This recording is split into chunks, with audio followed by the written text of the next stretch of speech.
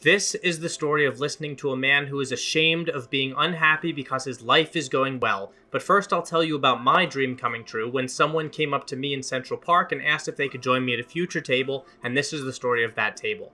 So the man who sits down is amused and he's smiling and he says he thought he got everything he wanted, but for some reason he's unhappy. He has a high-paying job, a great apartment, and is an artist who's in high demand and says he can charge whatever he wants. He says he also glowed up and finally looks good for the first time in his life, but it isn't all good for him. He's frustrated about his boss treating him badly. He says his friend recently passed away after falling off a small cliff on a very safe hike, and he laughs about how ridiculous that is.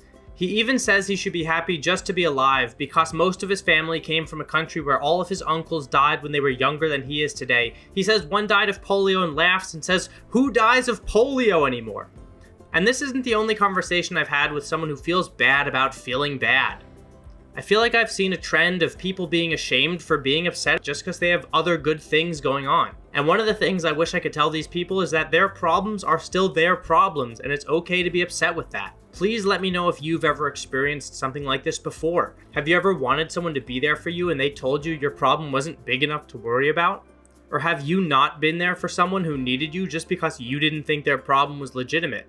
I'd love to hear your thoughts on what you would do in a situation like this in the future. So thanks for listening and have a great listening day.